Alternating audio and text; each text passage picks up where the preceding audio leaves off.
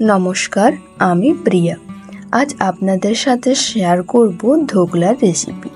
আর ধোকলার সাথে যে গ্রিন চাটনিটা পরিবেশন করে সেই চাটনিটাও আপনাদের সাথে শেয়ার করব। এইভাবে কিন্তু একবার বাড়িতে বানিয়ে দেখতে পারেন, খেতে কিন্তু দুর্দান্ত হয়। ধোকলা বানানোর জন্য সবার প্রথমে লাগবে বেসন। তো এখানে আমি 2 কাপ বেসন নিয়েছি। একটা ছাঁকনির মধ্যে নিয়ে আমি বেসনটা ছেঁকে নেব। ধোকলা বানানোর জন্য আপনারা সব সময় চেষ্টা করবেন ব্র্যান্ডেড বেসন নেওয়ার, তাতে ধোকলাটা খুব সুন্দর হয়। আর ধোকলা বানানোর সময় সব সময় বেসনটাকে চেলেই ব্যবহার করুন, তাতে ব্যাটারটা স্মুথ হবে আর ধোকলাটা স্পঞ্জি হবে। বেসনটা যখন চালা হয়ে গেছে, এখানে চিনি, হিং, হলুদ গুঁড়ো আর দিয়ে দেবো স্বাদ অনুযায়ী লবণ। আর যে শুকনো উপকরণগুলো আমি রেসিপিতে ব্যবহার করেছি তার পরিমাপ কিন্তু আমার স্ক্রিনে দেওয়া থাকবে, সেটা কিন্তু আপনারা একবার চেক করে নেবেন। এবারে শুকনো উপকরণগুলোকে ভালোভাবে মিশিয়ে নেওয়ার পরে 1 কাপ জল নিয়েছি। জলটা অল্প অল্প দিয়ে ব্যাটারটা একদম স্মুথভাবে ব্যাটারটা তৈরি করে নেব। আমার এখানে 2 কাপ বেসনের জন্য 1 কাপ জল ব্যবহার করেছি। এবারে ব্যাটারটা খুব সুন্দরভাবে ফেটিয়ে নিতে হবে। যত ভালো করে আপনারা ফেটাবেন তত কিন্তু ধোকলাটা স্পঞ্জি আর স্মুথ হবে। এখানে দিয়ে দিলাম লেবুর রস আর দিয়ে দিয়েছি রিফাইন অয়েল। এবারে ভালোভাবে আবারও ফেটিয়ে নেব। তো স্মুথভাবে ফেটাতে হবে। দিয়ে ভালো করে ফেটানোর পরে এখানে 10 মিনিটের জন্য রেস্টে রেখে দেবো। আমি ধোকলাটা কেক টিনেতে বেক করে নেব। তার জন্য কেক টিন নিয়ে অল্প পরিমাণে তেল দিয়ে গ্রিস করে নিচ্ছি, যাতে ধোকলাটা ইজিলি ভাবে ডিমোল্ড হয়ে যায়। আমি এখানে কেক টিন ব্যবহার করলাম, আপনারা যে কোনো টিফিন বক্সও ইউজ করতে পারেন। এবারে আমি কড়ার মধ্যে স্টিম করে নেব। তার জন্য এখানে কড়াই নিয়ে নিলাম আর একটা স্ট্যান্ড দিয়েছি। দিয়ে এখানে 1 কাপ জল দিয়ে ঢাকা দিয়ে দেবো।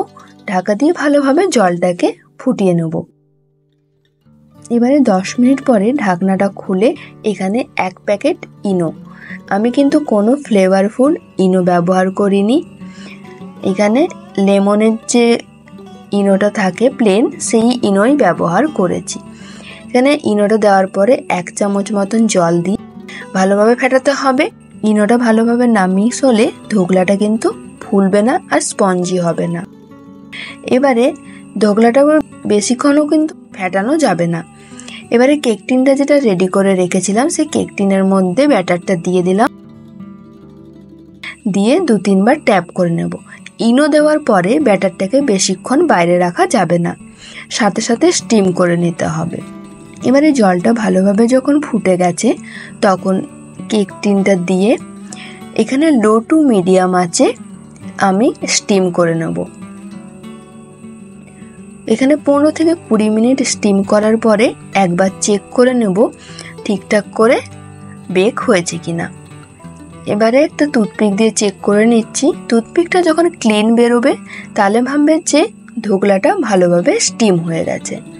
এবারে ধোকলাটা আমি ঠান্ডা করে নেব কিছুক্ষণের জন্য, তারপরে ডিমোল্ড করব।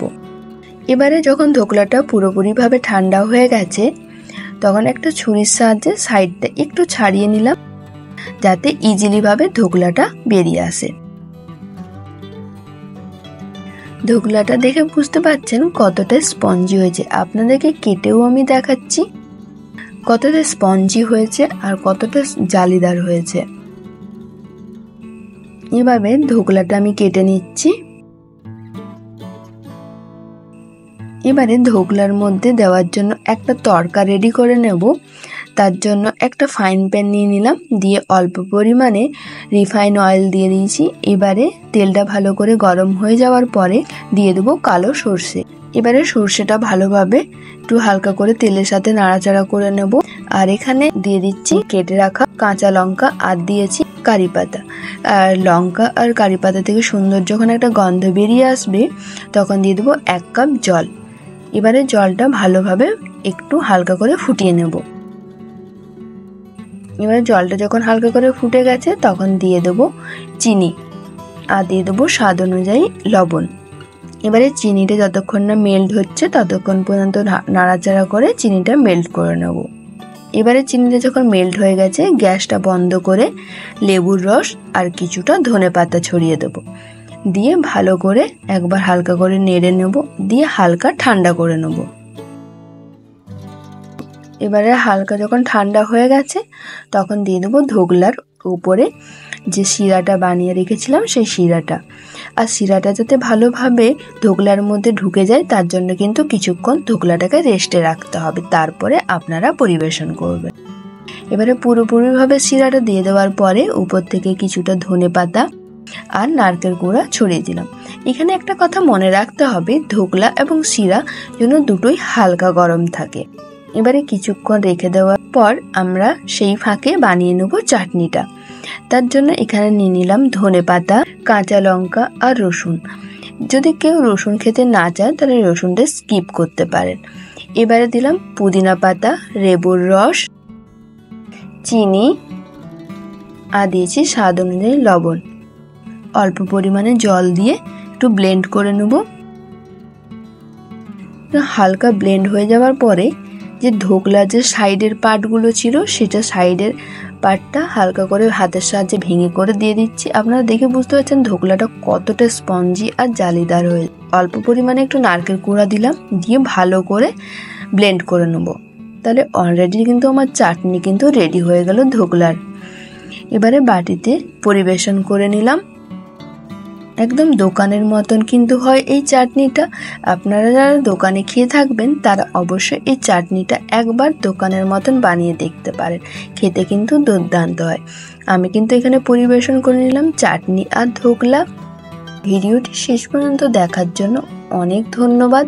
যারা ইউটিউব থেকে দেখছেন তারা প্লিজ আমার চ্যানেলটিকে সাবস্ক্রাইব করে দেবেন, আর যারা ফেসবুক থেকে দেখছেন তারা আমার চ্যানেলটিকে ফলো করে দেবেন। ধন্যবাদ।